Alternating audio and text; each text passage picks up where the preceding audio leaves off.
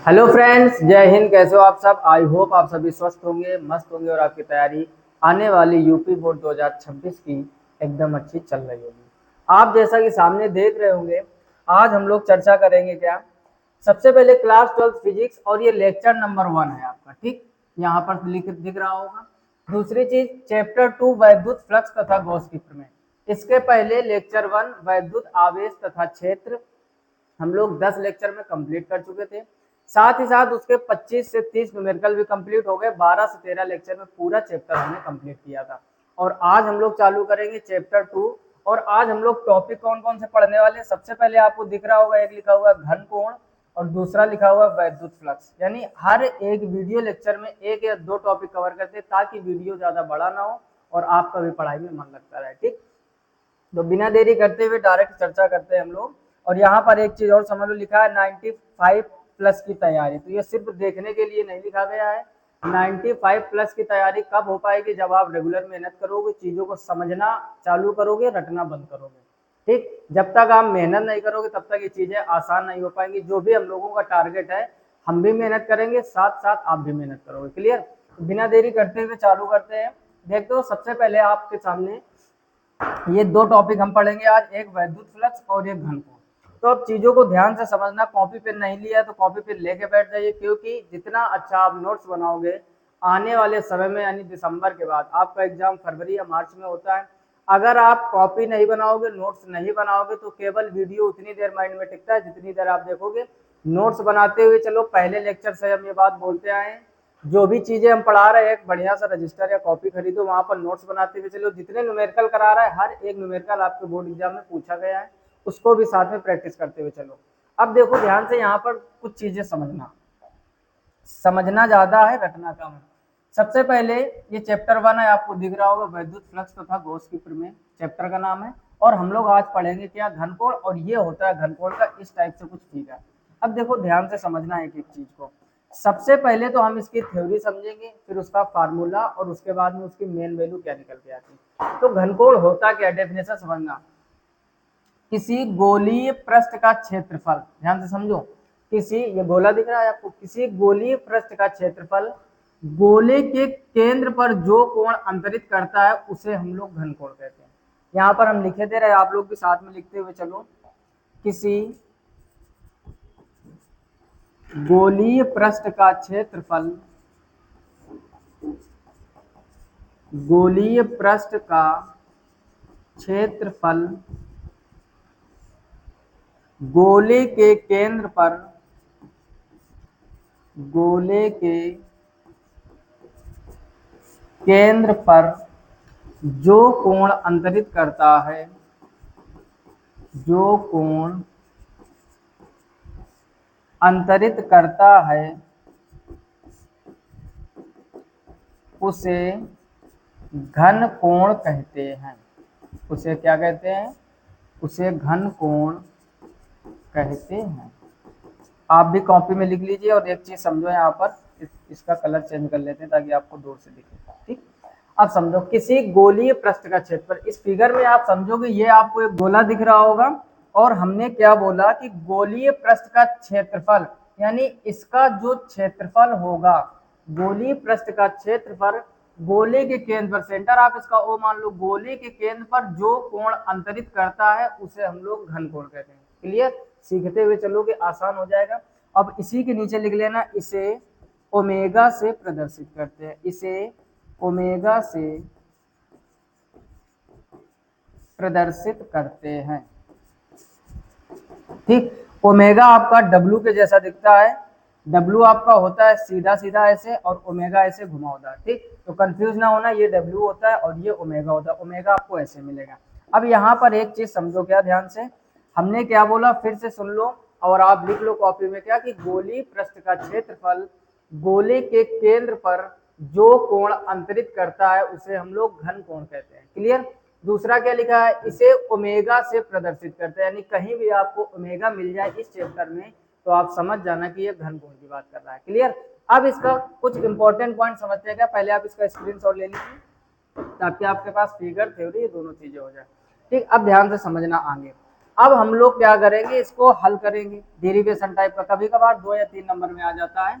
इसे हम लोग कैसे ओमेगा से प्रदर्शित करते हैं, यहाँ पर एक लाइन और लिख लेते हैं, ओमेगा से प्रदर्शित करते हैं। आप लोग लिख चुके होंगे तो दोबारा मत लिखिए। अब एक चीज समझो ध्यान से, जो आपका फिगर था यहाँ आप देख रहे होगे, ये इस गोले का पूरा कोई क्षेत्रफल होगा, ध्यान से समझो। और बीच का एक चीज ध्यान रखो, कभी भी किसी भी डेरिवेशन में अगर डी जुड़ा मिल जाए तो इसका मतलब होता है अल्प या थोड़ा, और या आप कह सकते हो छोटा। ठीक, 2-3 बातें आपको ध्यान रखनी है। यानी जिस भी डेरिवेशन में पहले चैप्टर में भी आपने देखा होगा क्या, कि जहां पर डी जुड़ जाता है यानी पूरी आकृति का हम कुछ हिस्सा ले रहे हैं। जो लोग मैथ के स्टूडेंट होंगे देखा होगा समाकलन अवकलन में डी अपान डी एक्स या डी एक्स चलता है, तो उसका मतलब ही होता है अल्प। क्लियर। यहाँ पर भी जहां जहां हम डी जोड़ेंगे वहां पर उसका मतलब होगा अल्प, थोड़ा या फिर छोटा। तो तीनों में से कोई एक समझ लो। कहने का मतलब ये है कि जो इसका घन कोण है ओमेगा, ये हमने अल्प घन कोण ले लिया, और इसका पूरा जो क्षेत्रफल है वो कैपिटल ए है। और अगर थोड़ा किसी प्रॉपर क्षेत्र का अगर हम लोग एरिया निकालेंगे, जैसे यहाँ पर आप देखो क्या लिखा हुआ है डी ए, यानी इस पूरे गोले का सिर्फ इतना एरिया हमने लिया। इतनी बात समझ गए। अब हमने क्या सिखाया आपको, इसका जो फार्मूला होता है वो हो जाएगा डी ओमेगा बराबर डी ए बटे आर स्क्वायर।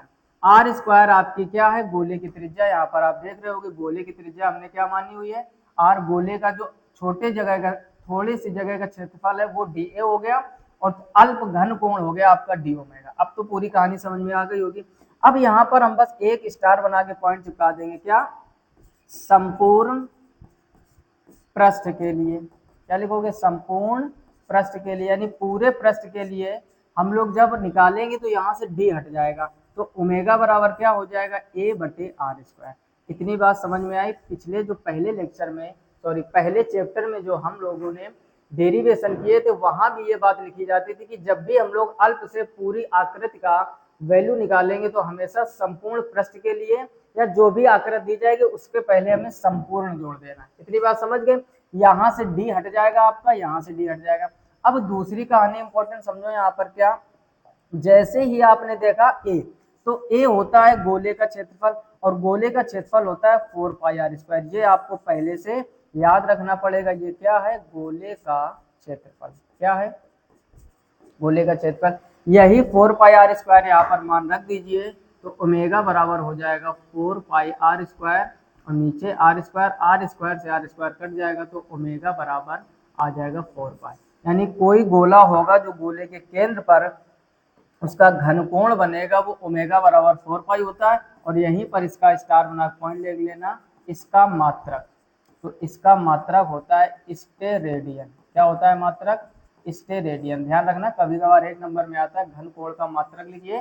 तो आपको इतनी बातें घनकोण के बारे में याद रखनी है। फिर से समझ लीजिए एक बार। क्या, सबसे पहले आपको फिगर आना चाहिए। एक सर्कल बनाएंगे, बीच के में डी ओमेगा, इधर कोई थोड़ा सा क्षेत्रफल डी ए ले लेंगे, त्रिज्या आर मान लोगे। किसी गोलीय पृष्ठ का क्षेत्रफल गोले के, हमने क्या लिखा है यहाँ पर, केंद्र पर जो कोण अंतरित करता है उसे घनकोण कहते हैं। इसे ओमेगा से प्रदर्शित करते हैं। जब भी कोई डेरिवेशन या फार्मूला प्रूव करो तो आपको हमने 4 बातें बताई थी। सबसे पहले उसका फिगर आना चाहिए, दूसरी थ्योरी आनी चाहिए, तीसरा उसका फार्मूला आना चाहिए, और मात्रक भी। ये 3 से 4 चीजें जो होती है आपको हर एक जगह याद करनी है। इससे फायदा क्या होगा, देखो एग्जाम में कभी तो आपके डायरेक्ट थ्योरी पूछेगा, फार्मूला पूछेगा। जब भी फार्मूला लिखो साथ में मात्रक लिखो, और जब मात्रक लिखो तो वहीं उसकी विमा निकालो। इससे बहुत सारे फायदे होंगे आपको। न्यूमेरिकल में फायदा होगा, चीजें बार बार जब माइंड में आएंगी तो वो चीजें माइंड में टिकी रहती है। बात समझ पा रहे होगी पूरी। तो आगे हम लोगों ने इसका मान फाइनल क्या निकाला, इसका मात्रक होता है स्टेरेडियन। और एक चीज, अगर इसकी विमा पूछी जाए तो ये विमाहीन राशि है, ये विमाहीन राशि है। ठीक, क्योंकि कांस्टेंट की कोई विमा नहीं होती है। देखो एक चीज समझो, जो राशियां मात्रकहीन हैं वो विमाहीन होती हैं, लेकिन ये जरूरी नहीं है जो विमाहीन है वो भी मात्रकहीन हो। नहीं समझ में आई होगी बात, फिर से समझो। हमारे कहने का मतलब है कि बहुत सारी फिजिक्स में राशियां ऐसी होंगी जिनके मात्रक तो होंगे, जिनके मात्रक तो होंगे लेकिन विमा नहीं होगी। लेकिन ऐसा जरूरी नहीं है कि जिसकी विमा नहीं है उसका मात्रक भी ना हो। जैसे यही एग्जांपल आप ले लो, इसका मात्रक तो है स्टेरेडियन लेकिन इसकी विमा नहीं है। लेकिन जहां जहां पर मात्रक ही नहीं है तो कंफर्म हो जाएगा कि उसकी विमा नहीं होगी। दोनों बातों में अंतर समझ में आ जाना चाहिए। तो ये हो गया टॉपिक, इसका भी स्क्रीनशॉट ले लीजिए। और अब हम लोग करते हैं टॉपिक नंबर 2। ठीक, 2 ही चर्चा करेंगे केवल आज हम, ये मोस्ट इंपॉर्टेंट है आपके बोर्ड के एग्जाम के लिए। ठीक, तो यहाँ पर आप सबसे पहले मोस्ट इंपॉर्टेंट चिपका लीजिए और पूरा समझने के बाद आप इसका फिगर बनाएंगे और नोट करेंगे।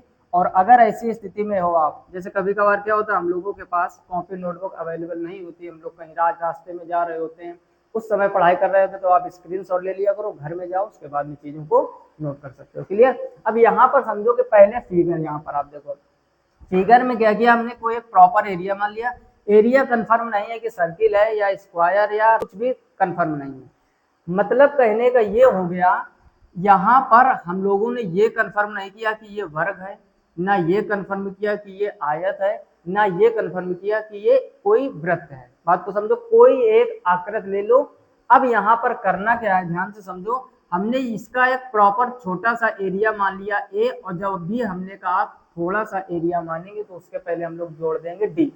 तो इस प्रॉपर जो यहाँ पर दिख रहा होगा आपको, ये हो गया डी ए, वेक्टर ई और वेक्टर डी ए के बीच का यहाँ पर कोण हो जाएगा। ठीक, अब समझो क्या, वैद्युत फ्लक्स की सबसे पहले हमें लिखनी पड़ेगी डेफिनेशन। और डेफिनेशन क्या होती है, अगर हम फार्मूले की बात करें तो फार्मूला होता है आपका फाई ई बराबर vector E dot A vector. ठीक, इसको अभी हमें प्रूव करना है, लेकिन उसके पहले हम लोग इसकी थ्योरी अर्थात डेफिनेशन समझेंगे। ठीक, डेफिनेशन क्या होती है, थ्योरी समझना ध्यान से। और यहाँ पर हम लिखे दे रहा है और आप भी नोट कर लीजिए। इसको यहाँ से हटा देते हैं। ठीक, ये मोस्ट इंपॉर्टेंट लिखने का मतलब ये था कि बार बार एग्जाम में आपसे पूछा जाता है, समझना।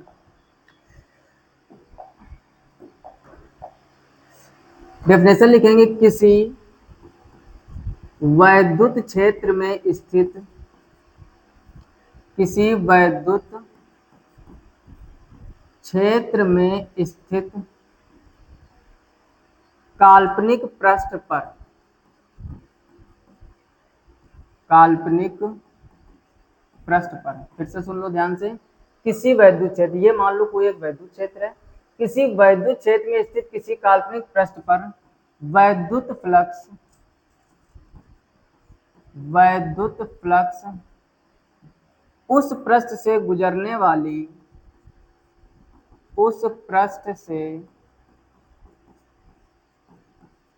गुजरने वाली वैद्युत बल रेखाओं की, वैद्युत बल रेखाओं की संख्या की माप है, संख्या की माप है। ठीक, ये लिख लो ताकि चीजें आपको अच्छे से समझ में आए। अब ध्यान से समझना, हमने क्या लिखा, किसी वैद्युत क्षेत्र में स्थित किसी काल्पनिक पृष्ठ पर, कोई एक काल्पनिक पृष्ठ होगा, काल्पनिक पृष्ठ पर वैद्युत फ्लक्स उस पृष्ठ से होकर गुजरने वाली वैद्युत बल रेखाओं की संख्या की माप है। मतलब कहने का ये हुआ कि ये आपका कोई एक वैद्युत क्षेत्र माना गया है, वैद्युत क्षेत्र में जो ये आपको रेखाएं दिख रही हैं, ये वैद्युत बल रेखाएं, इन्हीं का जो माप होता है उसी को हम लोग वैद्युत फ्लक्स कहते हैं। अब चीजें क्लियर हो गई होंगी। थ्योरी के बाद आप जब भी एग्जाम में लिखोगे, ये फिगर बना दोगे जो सामने दिख रहा है, उसके बाद की चर्चा समझो। अब हम लोग लिखेंगे, इसे फाई ई से प्रदर्शित करते हैं, इसे फाई ई से प्रदर्शित करते हैं, प्रदर्शित करते हैं। इतनी कहानी समझ में आ गई, इसे फाई ई से प्रदर्शित करते हैं। अब ध्यान से समझना, यहाँ पर फार्मूला, फार्मूला होता है क्या, फाई ई बराबर vector E dot D A vector. अच्छा, डी क्यों लिया, बात समझ में आ गई, क्योंकि हम लोग अभी अल्प कोई क्षेत्रफल ले रहे हैं, इस वजह से डी जोड़ दिया है। क्लियर? अब जब भी आपने मैथ में पढ़ा होगा कि जब भी डॉट हटता है हमेशा कॉस थीटा आता है, इसको हम लोग बोलते हैं अदिश गुणा। क्या बोलते हैं, अदिश गुणा। तो फाई ई बराबर क्या हो जाएगा, E D A cos theta. दूसरी चीज, इतनी बात समझ में आ गई। अब क्या करना है, जब भी हम संपूर्ण पृष्ठ के लिए लगाएंगे, अब यहाँ पर हम लिख देंगे संपूर्ण पृष्ठ के लिए, संपूर्ण पृष्ठ के लिए, हर जगह पे वही चीजें आ रही बार बार। हमने क्या बताया, संपूर्ण पृष्ठ में या तो डी हट जाएगा या फिर इसमें आप समाकलन का चिन्ह लगा सकते हो। तो फाई ई बराबर हो जाएगा इंटीग्रेशन ए, और जो भी आगे चीजें लिखेंगे डी ए कॉस थीटा। अब करना क्या है, आपको यहाँ से आपको ई कॉस थीटा बाहर निकाल लेना है और अंदर बचेगा ई डी ए। यहाँ तक की कहानी में कोई समस्या? फिर से समझ लो, हमने क्या बताया, किसी वैद्युत क्षेत्र में स्थित काल्पनिक पृष्ठ पर वैद्युत फ्लक्स उस पृष्ठ से होकर गुजरने वाली वैद्युत बल रेखाओं की संख्या की माप। एकदम आसान थ्योरी लिखी ताकि आपको याद हो जाए। उसके बाद ये आपका फिगर हो गया। फिर लिखोगे इसे फाई ई से प्रदर्शित करते हैं। फाई ई बराबर vector E dot D A vector. जब भी डॉट हटता है हमेशा कॉस थीटा आता है, अगर क्रॉस होता है तो साइन थीटा। उसकी चर्चा हम लोग आगे करेंगे। फिर संपूर्ण पृष्ठ के लिए समाकलन का चिन्ह लगा दीजिए, E D A cos theta. अब हमने क्या किया, यहाँ से ई कॉस थीटा को बाहर निकाल लिया तो ई डी ए आ गया। इतनी बात समझ में आ गई? पहले इसका स्क्रीनशॉट ले लो, फिर आगे बढ़ते हैं। स्क्रीनशॉट ले लिया? अब देखो ध्यान से समझो आगे। आगे की कहानी क्या है, इंपॉर्टेंट चीजें हैं, ध्यान से समझते हुए चलो, कॉपी में लिखते हुए चलो। इसको हम अगले पेज में करते हैं। हमने क्या लिखा है यहाँ पर, हम लोग पहुंच चुके हैं फाई ई बराबर ई कॉस थीटा बाहर था और इंटीग्रेशन ए डी ए। अब यहाँ पर एक चीज समझो, हमने आपसे अभी क्या बताया था कि जब आकृति निश्चित हो, वर्ग है या वृत्त है या आयत है, तब तो उसका क्षेत्रफल रखोगे। इस आकृति को देख करके आप कंफर्म कर सकते हो ये काहे की आकृति। कंफर्म नहीं है तो हम लोग इसकी जगह पर सिर्फ और सिर्फ क्षेत्रफल रख देंगे। यानी जब संपूर्ण पृष्ठ के लिए निकालेंगे तो आ जाएगा फाई ई बराबर ई ए कॉस थीटा। इतनी बात समझ में आएगी नहीं? कहने का मतलब ये हुआ कि हम लोग इंटीग्रेशन ए और डी ए इसकी जगह पर सिर्फ और सिर्फ क्षेत्रफल ले रहे हैं, क्योंकि आकृति निश्चित नहीं है। तो हमारा जो फाइनल निकल के आया वैद्युत फ्लक्स या फाई ई बराबर ई ए कॉस थीटा, और यही इसका फार्मूला होता है और यही इसकी प्रूविंग होती है। इतनी बात समझ में आई कि नहीं? इसको हम लोग अथवा ऐसे भी लिख सकते हैं क्या, phi E equal vector E dot A vector. इसको क्या लिख सकते हैं, phi E equal vector E dot A vector. यानी डॉट जब भी हटेगा तो क्या आ जाता है, कॉस थीटा। ये भी इसका फार्मूला हो जाएगा, ये भी इसका फार्मूला। कोई समस्या यहाँ तक? हमने क्या बताया, जब भी फार्मूला लिखो उसके आगे उसका मात्रक और उसकी विमा जरूर जरूर निकालो, ठीक। अब यहाँ पर इसका मात्रक कैसे निकालेंगे, देखो डायरेक्ट नहीं लिखेंगे, हम समझाने का प्रयास करेंगे। फाई ई बराबर ई डॉट ए या ई ए कॉस थीटा आया है। कॉस थीटा तो हो गया आपका कांस्टेंट मात्रक के मामले में। अब अगर हमें फाई ई का मात्रक निकालना है, ध्यान से समझना, हमें किसका मात्रक निकालना है, फाई ई का। तो पहले लिखोगे आप यहाँ पर ई का मात्रक, ई का मात्रक इंटू, और फिर क्या लिखोगे, ए का मात्रक। इतनी बात समझ में आ गई? अच्छा, ई का मात्रक क्या होता है, न्यूटन प्रति कूलम, और क्षेत्रफल का मात्रक क्या होता है, मीटर स्क्वायर। तो इसका मात्रक आ जाएगा न्यूटन मीटर स्क्वायर प्रति कूलम। ये किसका मात्रक है, वैद्युत फ्लक्स का या फाई का मात्रक। इतनी बात समझ में आ गई कि नहीं? अगर इतनी बात समझ में आ गई है तो यकीन मानो आने वाले समय में आपका जो फिजिक्स का स्कोर होने वाला है बहुत ही अच्छा। देखो स्टूडेंट वो खराब नहीं होता है जिसको कुछ आता नहीं, समझो ध्यान से। स्टूडेंट वो खराब होता है जिसको बताने के बाद भी नहीं आ रहा। हम लोगों का जब जन्म होता है तो क्या कुछ सीख के आते हैं, मम्मी हम लोगों को बताती कि ये मम है, पानी को हम लोग बचपन में क्या बोलते हैं, मम है ना। हम लोग तोतली आवाज में धीरे धीरे चीजों को सीखते हैं। हम हो चाहे आप हो, जब हम लोगों का जन्म होता है तो ये मेमोरी एकदम खाली होती है, धीरे धीरे इनमें चीजें हम सेव करना चालू करते हैं। और कई बार बताने के बाद यदि आपको नहीं समझ में आ रहा तो इसका मतलब ये है कि आपने 9th 10th 11th में मेहनत नहीं की है, या फिर आपका बेसिक बहुत ही खराब है। क्लियर? एक बार, दो बार, तीन बार के बताने बाद भी अगर स्टूडेंट को समझ में आ रहा है तो समझ वो बहुत ही ब्रिलियंट स्टूडेंट है। स्टूडेंट वो खराब नहीं जिसको कुछ नहीं आता, वो तो बहुत अच्छा है जिसको बताने के कई बार बताने के बाद भी नहीं आ रहा है। तब टेंशन वाली बात है, तब आपको थोड़ी सी चिंता की बात है, और चिंता आपको करनी चाहिए कि ऐसा क्यों हो रहा है। बात समझ गया? ये चीजें आपको समझ में अच्छे से आ रहे होंगे। तो फाई का मात्रक क्या हो गया, न्यूटन मीटर स्क्वायर प्रति कूलम। एक और इसका मात्रक होता है, यानी वैद्युत फ्लक्स का मात्रक, ऐसे हिंदी में लिख लो चाहे, वैद्युत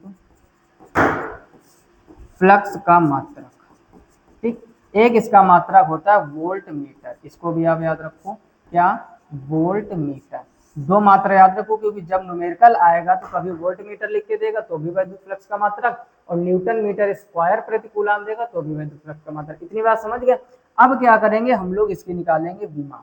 अब क्या करोगे, फाई ई की विमा, इसकी विमा निकालना है, फाई ई की विमा। अब देखो विमा हम लोग मात्रक के सहारे से बड़ी आसानी से निकाल सकते हैं। कैसे? या तो आप वोल्ट की विमा मीटर की विमा रख के मल्टीप्लाई करवा दो, या फिर यहाँ से समझो न्यूटन की विमा जो होती है वो होती है mLT-2, यही तो होता है, और मीटर स्क्वायर हो जाएगा आपका L स्क्वायर। विमा को हमेशा बड़े ब्रैकेट में रखते हैं, और नीचे है Q, C, नीचे क्या है C मतलब कूलाम, और कूलाम की जो विमा होती है AT, Q बराबर IT से हमने बताया था। अब आप यहाँ पर देखोगे कि क्या mL³ T⁻³ A⁻⁻1 आ जाएगा। अब बोलो ये समझ में, ये है आपकी फाई ई की विमा। क्लियर, ये किसकी विमा है, फाई ई की विमा। mL³ T⁻³ देखो T-2 ऊपर है, एक T ऊपर जाएगा -3 हो जाएगा A⁻⁻1। अब यहाँ पर हमारी सारी कहानी क्लियर हो चुकी है क्या, फिर से एक बार समझ लो। ये था हमारा फिगर किसी वैद्युत क्षेत्र में स्थित किसी काल्पनिक पृष्ठ पर, या फिर यहाँ पर एक वर्ड छूट गया, किसी और लिखना, किसी वैद्युत क्षेत्र में स्थित किसी काल्पनिक पृष्ठ पर वैद्युत फ्लक्स उस पृष्ठ से होकर गुजरने वाली वैद्युत बल रेखाओं की संख्या की माप है। इसे फाई ई से प्रदर्शित करते हैं। फाई ई बराबर vector E dot D A vector, कोई अल्प क्षेत्रफल ले लिया, डॉट जब भी हटता है cos थीटा आता है, फिर E D A cos theta, E cos theta बाहर निकाल लिया तो ई डी ए बचेगा। यहाँ पर हम लोग पूरा क्षेत्रफल रख देंगे, आगे आपने देखा होगा इसकी जगह क्या रख दिया हमने, क्षेत्रफल। तो फाई ई बराबर ई ए cos थीटा, एक ये फार्मूला आ गया। दूसरी, अथवा इसको हम लोग लिख सकते हैं फाई ई बराबर vector E dot A vector. Clear, यहाँ पर फिर हमने जब फार्मूला आ जाए तो पहला काम क्या करना है, मात्रक निकालना है। यहाँ पर आप देखोगे फाई ई का मात्रक, ई का मात्रक इंटू ए का मात्रक, ई यानी वैद्युत क्षेत्र की तीव्रता न्यूटन प्रति कूलम, और इसका मीटर स्क्वायर तो न्यूटन मीटर स्क्वायर प्रति कूलम। दूसरा मात्रक क्या होता है, वोल्ट मीटर, और ये हो गई स्क्रीन में। जल्दी से स्क्रीनशॉट ले लीजिए, फिर हम लोग कुछ पॉइंट की और चर्चा करते हैं। क्लियर, अब देखो यहाँ पर समझो, एक और हेडिंग डाल लो आप, यहाँ से क्वेश्चन बन जाते हैं कभी कभार। हेडिंग डाल लो विशेष स्थितियां। क्या हेडिंग डालोगे, विशेष स्थितियां। विशेष स्थितियां में क्या होता है, अब आप ध्यान से समझो, पहले डाल लो नंबर 1 रोमन गिनती। क्या, ध्यान से समझो, पहला पॉइंट हम पूरा पॉइंट लिखे दे रहे हैं। यदि समतल पृष्ठ, यदि समतल पृष्ठ वैद्युत क्षेत्र, वैद्युत क्षेत्र वेक्टर ई के समांतर है, समांतर है, तो ध्यान से समझो, जब समतल पृष्ठ वैद्युत क्षेत्र के समांतर होगा तो थीटा बराबर आप 90 डिग्री रखोगे। अब चीजें माइंड में डाउट कर रही होंगी, क्या कि समांतर में तो हमेशा 0 रखते हैं, लेकिन आप वैद्युत फ्लक्स की कंडीशन में एक चीज हमेशा याद रखना, क्योंकि यहाँ पर आप देखोगे समतल पृष्ठ वैद्युत क्षेत्र, इन दोनों की चर्चा हो रही है। तो जब भी समतल पृष्ठ वैद्युत क्षेत्र के समांतर देगा तो थीटा बराबर 90, जब लंबवत या विलंबवत देगा तो थीटा बराबर 0, अपोजिट कंडीशन। यही काम हम लोग न्यूमेरिकल में करेंगे। जब 30 डिग्री दिया जाएगा तो हम लोग 60 डिग्री रखेंगे, जब 60 दिया जाएगा तब 30 रखेंगे, जब 45 दिया जाएगा 90 से घटाओगे 45। कहने का मतलब 90 डिग्री से घटाने के बाद ही रखते हैं। क्यों, क्योंकि समतल पृष्ठ वैद्युत क्षेत्र के समांतर है। बात को समझो। अब फार्मूला क्या होता है आपका, फाई ई बराबर ई ए कॉस थीटा। यहाँ पर समझो तो फाई ई बराबर हो जाएगा ई ए और कॉस थीटा की जब 90 और कॉस 90 का मान 0, यानी फाई ई ओवरऑल आपका 0 हो जाएगा। इतनी बात समझ में आई कि नहीं। जब वैद्युत क्षेत्र में वैद्युत फ्लक्स के बारे में आपसे पूछे और यह बोल दे कि समतल पृष्ठ वैद्युत क्षेत्र के समांतर है, तो गलती से थीटा मत रख देना, तब रखना है 90 डिग्री और cos 90 का मान 0, तो यहाँ पर ये इतना पूरा हो जाएगा 0। ठीक, इसको साइड में हम लोग शिफ्ट कर देते हैं। और अब हम यहाँ पर दूसरा पॉइंट लिखते हैं। तो दूसरा पॉइंट आप लोग लिख लीजिए, क्या, समांतर की जगह पर बस अभिलंबवत या लंबवत कर देना। तो अगला पॉइंट हम लोग लिखेंगे, यदि समतल पृष्ठ, यदि समतल पृष्ठ वैद्युत क्षेत्र के, वैद्युत क्षेत्र के अभिलंबवत है, क्या लिखोगे, वैद्युत क्षेत्र के अभिलंबवत है, तो अब ध्यान से समझो, वैसे तो लंबवत या अभिलंबवत में हम लोग 90 रखते हैं, लेकिन यहाँ पर कहानी उल्टी, हम लोग थीटा क्या रखेंगे, 0। फार्मूला क्या होता है, फाई ई बराबर ई ए कॉस थीटा, मान रख दीजिए यहाँ पर, तो ये हो जाएगा ई ए कॉस 0, कॉस 0 का मान क्या होता है 1, तो ये हो जाएगा ई ए। ठीक, जगह कम है तो हम सामने लिखे दे रहे हैं। कहने का मतलब फाई ई बराबर आ गया आपका E.A। यानी जब भी एक चीज समझ में आ गई होगी आपको क्या कि जब समांतर का है तो 90 रखोगे, जब अभिलंबवत का है तो 0 रखोगे। जब 30 डिग्री न्यूमेरिकल में देगा तो 30 नहीं रखेंगे। मोस्ट इंपॉर्टेंट न्यूमेरिकल यहाँ से बनते हैं, क्योंकि एग्जाम में जैसे स्टूडेंट देखता है 30 डिग्री, तुरंत E.A cos थीटा cos 30 गुणा भाग करके आंसर गलत कर लोगे। तो फ्लक्स में हमेशा ध्यान रखना, क्योंकि होता क्यों ऐसा वो भी समझो। क्योंकि हम लोगों को जो एंगल दिया जाता है, कह रहा समतल पृष्ठ जो है वो वैद्युत क्षेत्र के कैसे समांतर है, तो हमेशा कंडीशन अपोजिट बनती है। कहने का मतलब 90 से घटाकर। बात समझ गए कि नहीं? यानी जब 30 डिग्री देगा तो 90 से घटाओगे 60 रखेंगे, जब 45 देगा तो 90 से घटाओगे 45 आ जाएगा, जब 60 डिग्री देगा 90 से घटाओगे 30 रखेंगे। तो ये बातें विशेष रूप से याद रखनी, कभी ये कंडीशन आपसे पूछ देता है और कभी आपसे न्यूमेरिकल पूछेगा। जल्दी से इसका स्क्रीनशॉट ले लीजिए।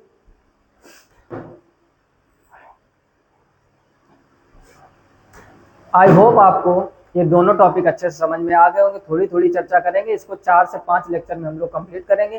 पहले के यदि लेक्चर आपने नहीं देखे, चैप्टर 1 विथ न्यूमेरिकल 12 से 13 में पूरा क्लोज किया, एक भी सिंगल हेडिंग नहीं छोड़ी जो आपको ना पढ़ा जाए। पूरा फ्री ऑफ कॉस्ट पढ़ाया जाएगा, कोई एप्लीकेशन नहीं, कोई आपको पैकेज खरीदने का काम नहीं, और एक भी हेडिंग नहीं छोड़ेंगे, यानी वो नहीं करेंगे दिखावा। क्योंकि कुछ चैनल पे आपने देखा होगा यूट्यूब पे ट्रेलर दिखाया जाता फिल्म एप्लीकेशन में पैकेज खरीदने के बाद। बिल्कुल फ्री ऑफ कॉस्ट रहेगा। इस बार तो 1 रुपए ही नहीं लेना आपको। 2026 में पूरी मैथ और पूरी फिजिक्स आपको फ्री ऑफ कॉस्ट पढ़ाएंगे। इसी लेवल से मैथ अभी स्टार्ट नहीं हुई है, कुछ समय बाद स्टार्ट कर देंगे क्योंकि टाइम का थोड़ा इशू चल रहा है। क्लियर? फिजिक्स स्टार्ट किया तो इसको रेगुलर ऐसे रखेंगे। पहले चैप्टर के पूरे लेक्चर आप एक लेक्चर 1 से चालू कीजिए, लास्ट तक पूरे देखिए, फिर आप ये चैप्टर 2 का पहला लेक्चर इसको कंप्लीट कीजिए। वीडियो को लाइक नहीं किया, लाइक कर दीजिए। जितने आपके दोस्त, जितने भी आपके क्लासमेट्स क्लास 12 में इस बार परीक्षा देने वाले हैं, सबको शेयर कीजिए ताकि उनकी भी तैयारी अच्छी हो सके। मित्र का ये कर्तव्य होता है कि अपने मित्र का हमेशा सहायता करना, अच्छे कामों में सपोर्ट करना, यही सच्ची मित्रता होती। मित्रता चैप्टर आपने पढ़ा भी होगा, कक्षा 10 में या 9 में है शायद, आपने पढ़ा होगा मित्र का कर्तव्य क्या होता है। तो शेयर जरूर से जरूर कीजिए। चैनल पर पहली बार आए हो तो सब्सक्राइब कर लीजिए, साथ में नोटिफिकेशन बिल को ऑल पर सेलेक्ट कीजिए ताकि हर एक वीडियो की नोटिफिकेशन सबसे पहले आप तक पहुंचे। इस वीडियो में इतना ही, मिलते हैं नेक्स्ट वीडियो में। तब तक अपना ख्याल रखिए, अच्छे से पढ़ाई कीजिए। तब तक के लिए जय हिंद।